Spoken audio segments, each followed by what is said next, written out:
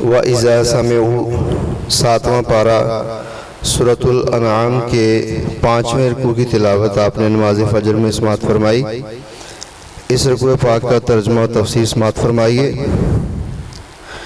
اور بے شک بھیجے ہم نے رسول امتوں کی طرف آپ سے پہلے بھی، اور جب ان امتوں نے سرکشی کی تو ہم نے پکڑ لیا انہیں سختی اور تکلیف سے تاکہ وہ گڑ گڑائیں۔ تو کیوں ایسا نہ ہوا کہ جب آیا ان پر ہمارا عذاب تو وہ توبہ کرتے اور گڑ گڑاتے، لیکن سخت ہو گئے ان کے دل اور آراستہ کر دیا ان کے لیے شیطان نے جو وہ کیا کرتے تھے۔ یعنی اللہ پاک ارشاد فرما رہے ہیں کہ ہم نے انسانوں کی ہدایت کے لیے انبیاء کرام مبعوث فرمائے، اس کے باوجود کچھ لوگ ایسے تھے جو شیطان کے پیروکار بن گئے اور ان کے دل اتنے سخت ہو گئے اس شیطانی پیروکاری میں کہ جب ان پر عذاب آیا، سختی آئی، مشکل اور مصیبت آئی، تب بھی وہ اللہ کی بارگاہ میں گڑ گڑانے کی بجائے اپنے کاموں میں مصروف رہے، اور ان کے دل اس قدر سخت ہو گئے تھے کہ وہ دوبارہ اللہ کی طرف مائل نہ ہوئے۔ پھر جب انہوں نے بھلا دی وہ نصیحتیں، جی ابھی ابو سائنی اس کو پھر اپنے پرائم میں بیان کرتا ہے نا کہ آج کے حالات میں جب مسلمانوں کے بھی حالات ایسے ہی ہو چکی ہیں کہ انہوں نے اللہ پاک کو اور اس کے رسول پاک صلی اللہ علیہ وسلم کی تعلیمات کو چھوڑ دیا ہے اور انہوں نے دنیا کو اپنا لیا ہے، اور دنیا کو اپنانے کی وجہ سے وہ آج کل جو سارے استراحت میں مبتلا ہو گئے ہیں۔ جب سے انہوں نے اللہ پاک اور اس کے محبوب پاک سے دوری اختیار کی ہے تو ہر طرح کے فتنوں میں وہ پڑ گئے ہیں۔ تو اللہ تعالیٰ پاک جو ہے وہ بندے کو واپس لانے کے لیے اس کو مختلف آزمائشوں میں ڈالتا ہے تاکہ وہ بندہ جو ہے وہ اپنے محبوب کی طرف واپس آ جائے۔ لیکن جنہوں نے حضور پاک صلی اللہ علیہ وسلم کی محبت کو اپنے سینوں سے ختم کر دیا ہوتا ہے تو وہ پھر اس طرح سے وہ باہر نہیں آ سکتے، وہ بس اسی پہ ڈیٹ ہو جاتے ہیں، اور اسی اللہ پاک نے ان کا دل جو ہے وہ غافل کر دیا ہوتا ہے، اور وہ ان کے نصیب میں ہی ایسا ہو جاتا ہے کہ وہ پھر دوبارہ مڑ کر واپس نہیں آ سکتے۔ پھر جب انہوں نے بھلا دی وہ نصیحتیں جو انہیں کی گئی تھیں، کھول دیے ہم نے ان پر دروازے ہر چیز کے، یہاں تک کہ جب وہ خوشیاں منانے لگے اس پر جو انہیں دیا گیا تو ہم نے پکڑ لیا انہیں اچانک، اب وہ نا امید ہو کر رہ گئے۔ یعنی اللہ پاک ارشاد فرما رہے ہیں کہ جب انہوں نے نصیحتیں بھلا دیں تو ان کے ساتھ فوری طور پر سختی کا معاملہ نہیں کیا، بلکہ ان کے لیے نعمتوں کے دروازے کھول دیے، اور انہوں نے سمجھا کہ اللہ پاک ہم پہ بڑا راضی ہے، ہم پہ بڑا فضل و کرم ہے، اور وہ ان نعمتوں میں اور زیادہ گم ہو گئے اور خوشیاں منانے لگے۔ تو پھر یکا یک اللہ پاک نے انہیں عذاب کی گرفت میں لے لیا اور پھر وہ نا امید ہو کر رہ گئے۔ تو یہی چیز جی وہ مطلب نفس کی پیروی ہے نا، کہ نفس جو ہے اس کا دل کرتا ہے دنیا کی ہر خواہش کو پورا کیا جائے، تو وہ یہی سمجھتے تھے کہ یہ جو انعامات ہیں وہ اس لیے ہیں کہ اللہ پاک ہم پہ خوش ہو گئے ہیں، لیکن اللہ پاک کا حقیقی مقصد یہ ہوتا ہے کہ وہ دنیا میں اپنا دل نہ لگائے۔ وہ جو دنیا کی جو نعمتیں ہیں وہ شکر گزاری کے لیے ہیں، لیکن وہ دل لگانے کے لیے نہیں ہیں۔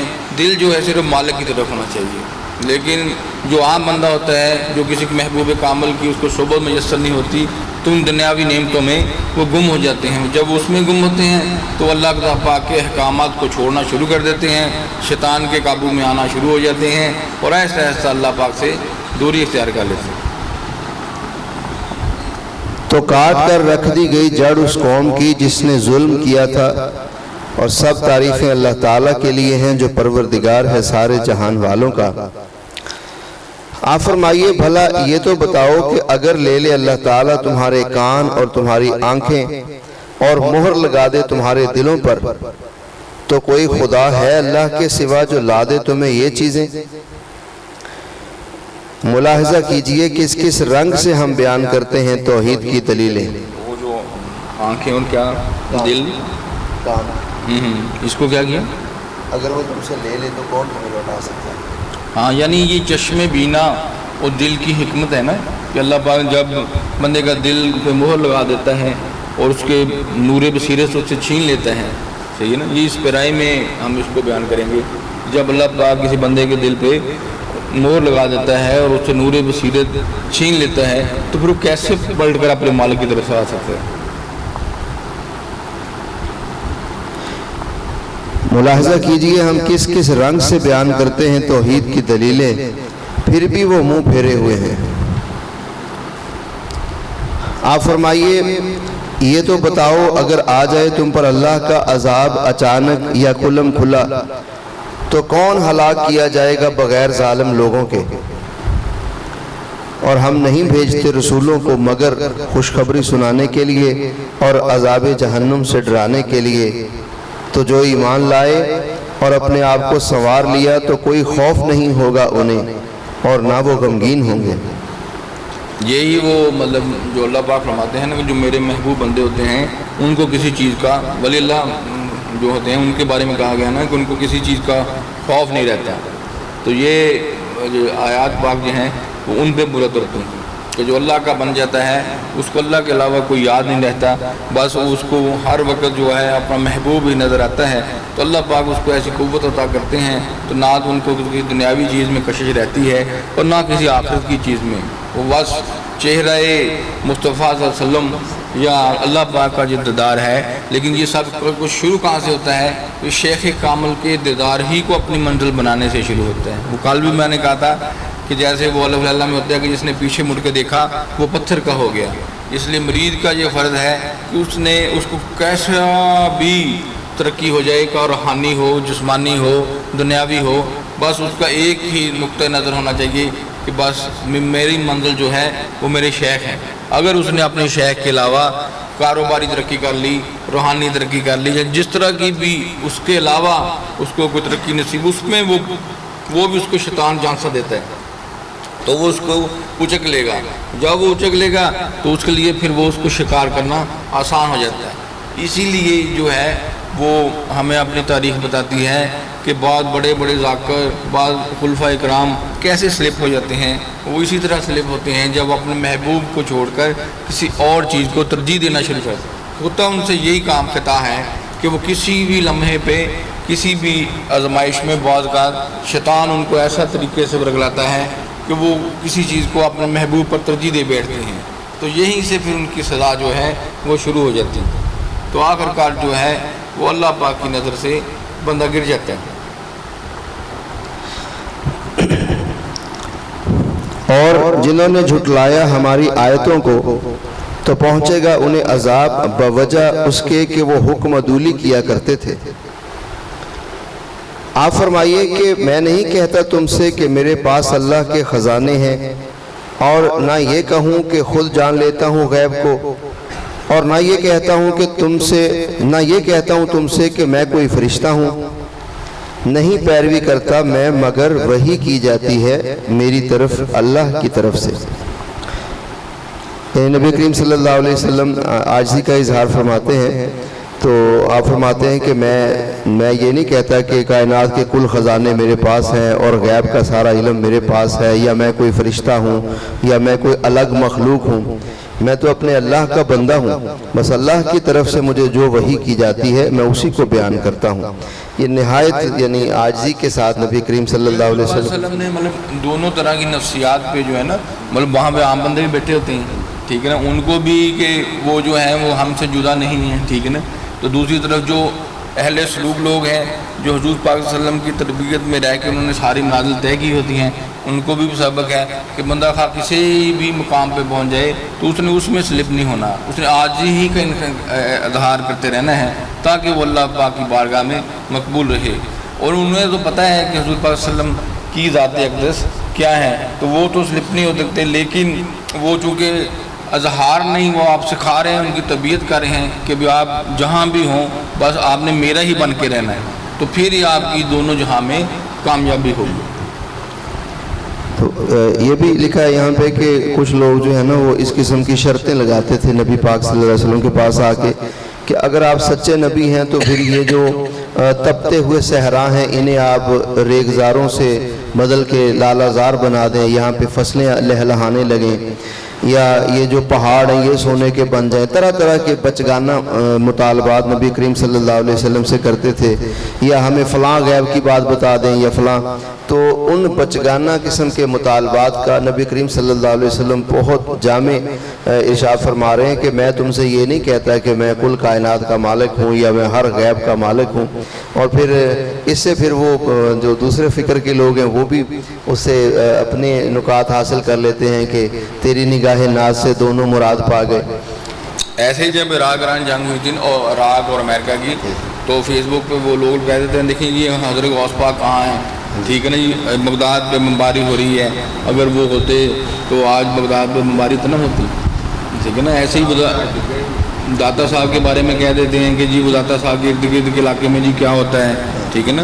تو وہ جیسے سائیں جی فرمایا کرتے ہیں کہ ہر پروگرام اللہ پاک کی مرضی کے مطابق ہوتا ہے، اور جب وہ اللہ پاک کے برگزیدہ بندے بن جاتے ہیں تو اپنی ہر وہ تمنا اور وہ چھوڑ دیتے ہیں، وہ رضا الہی کو ہی اپنا مقصود بنا لیتے ہیں کہ جیسے مالک کا پروگرام ہے اسی کے مطابق چلنا ہے.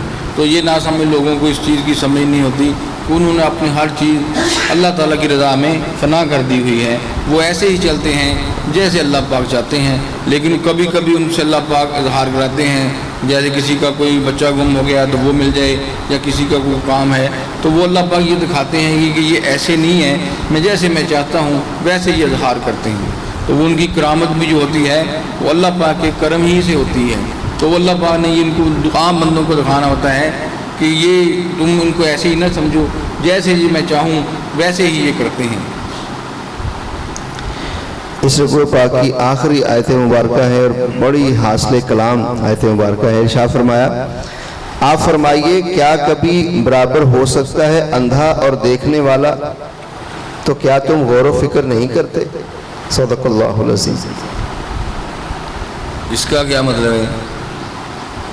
یعنی ایک تو ظاہری اندھا اور نابینا ہوتا ہے، لیکن یہاں سے یقیناً یہ مراد ہے کہ جس کا دل زندہ ہے، جس کا دل روشن ہے، کوئی اس کا مقابلہ نہیں کر سکتا.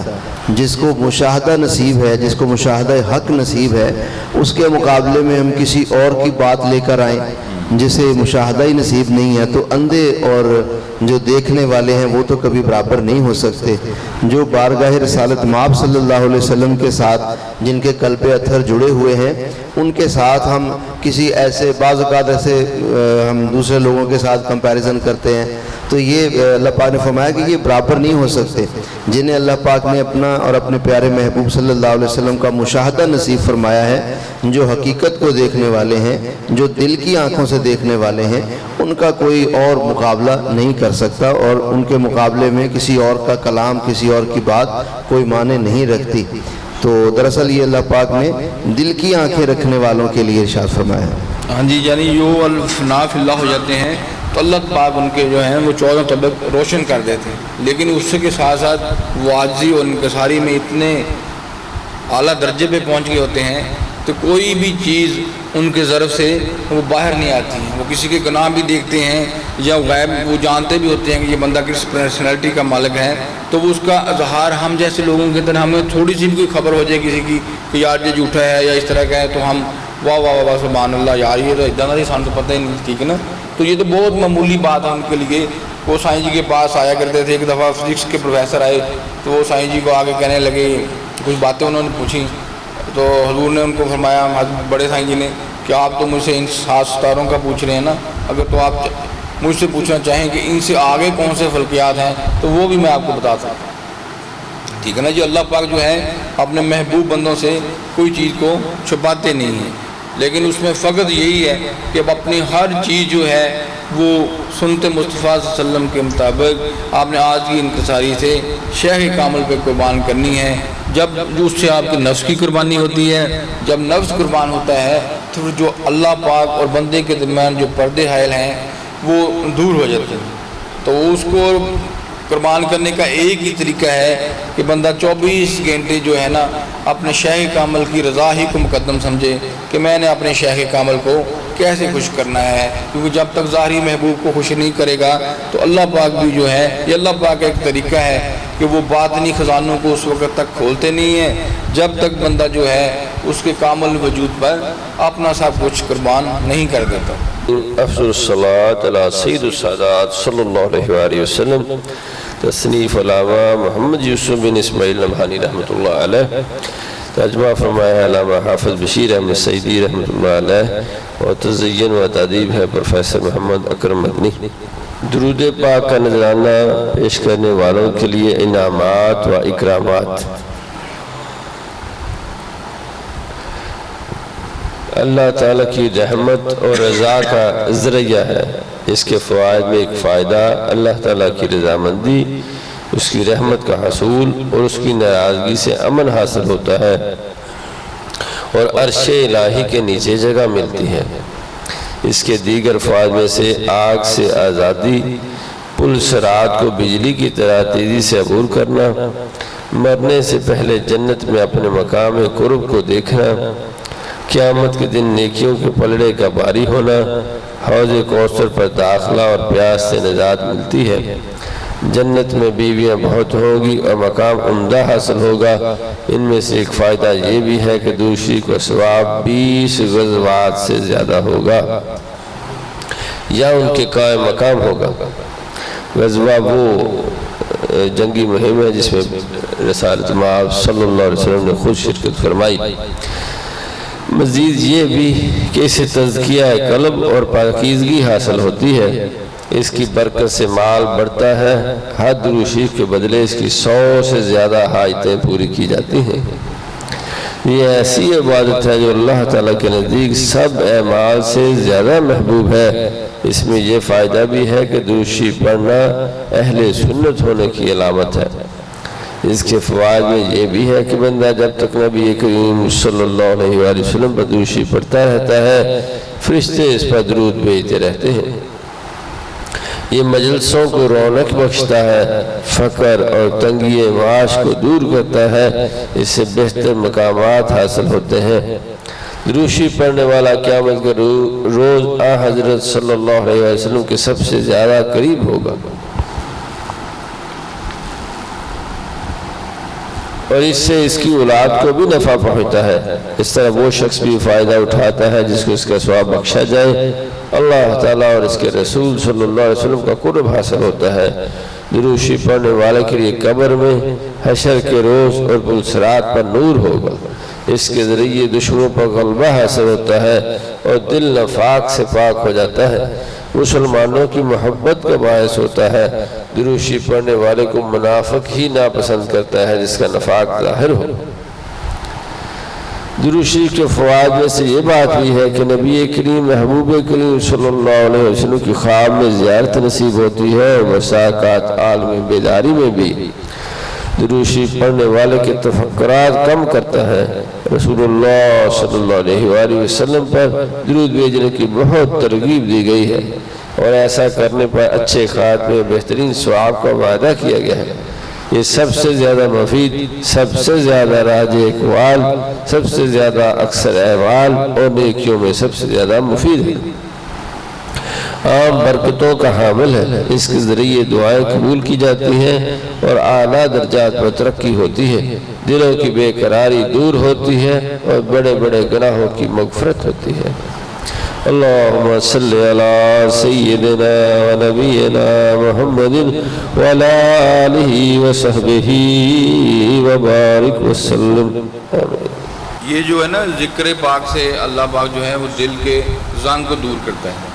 تو جب بندہ درود شریف پڑھتا ہے تو اس کے دل کو اپنے محبوب کی مطلب پسندیدگی سے سجا دیتا ہے، تاکہ اس بندے کو اپنے محبوب کی زیارت نصیب ہو۔ جیسے ہم گھر کی صفائی کرتے ہیں کہ ہمارے محبوب نے آنا ہے، تو ایسے ذکر اللہ سے دل کی صفائی ہوتی ہے، اور اس کو خوشبوؤں سے معطر کر دیا جاتا ہے۔ وہ درود شریف ہے جہاں پہ محبوب کے آنے کی جگہ کو اس کے لیول کے لیے بنایا جاتا ہے، پھر وہ درود شریف اس دل کو اس مقام پہ لے جاتا ہے جہاں پہ حضور پاک صلی اللہ علیہ وسلم کی زیارت نصیب ہو سکتی ہے۔ اللهم صل على سيدنا مولانا محمد وعلى آل سيدنا ومولانا محمد وبارك وسلم عليه.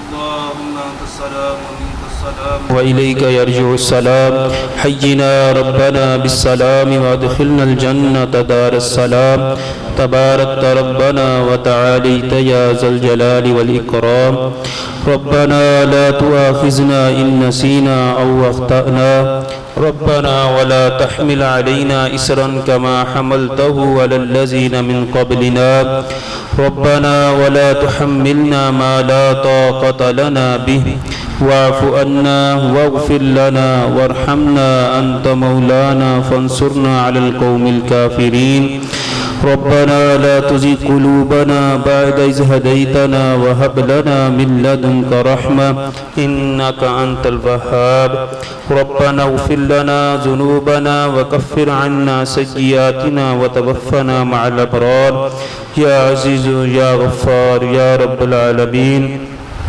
يا مقلب القلوب ثبت قلبي على دينك يا مقلب القلوب ثبت قلبي على دينك رب ارحمهما كما ربياني صغيرا رب اغفر وارحم وأنت خير الراحمين وصلى الله تعالى على خير خلقه ونور عرشه وزينة فرشه محمد.